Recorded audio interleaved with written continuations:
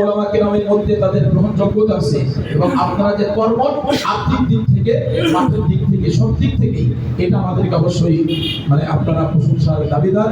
আমি চাইব এবং আশা করব আমাদের পরস্পরে কোনো সমস্যা যেন না থাকে। সর্বশেষ কথা হলো আল্লাহ নবী একদিন মসজিদে ইতিকাফ করতেছেন, তো মাগরিবের পরে সম্ভবত আল্লাহ নবীর স্ত্রী ছিল একাধিক 11টার মতো, তাই না? তো একজন স্ত্রী সম্ভবত উম্মে সালামা অথবা যায়েনব, যে কোনো একজন স্ত্রী মাগরিবের পরে হযরত হুজুরের সাথে দেখা করতে গেছেন।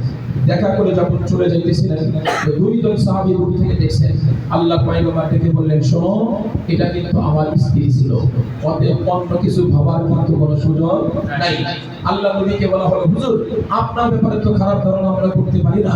নবী বললেন, ইত্তাকু মাওয়াজে তোহা, আমি এ ব্যাপারে একদম পরিষ্কার, মানুষের রদ বিষয়ের মধ্যে শয়তান আছে। কেউ যদি এরকম ধারণা করতে পারে দুইজন মহিলা রাতের অন্ধকারে পয়গম্বরের সাথে মসজিদের পাশে দেখা করলো, শয়তান ধোঁকা দিতে পারে কি পারে না? রাসূল নিজের পরিষ্কার নিজের চরিত্রকে রাসূল তুলে ধরলেন। আমরা এখন থেকে কোনো ভয় নাই, আমরা নিজের পরিচয় তুলে ধরবো।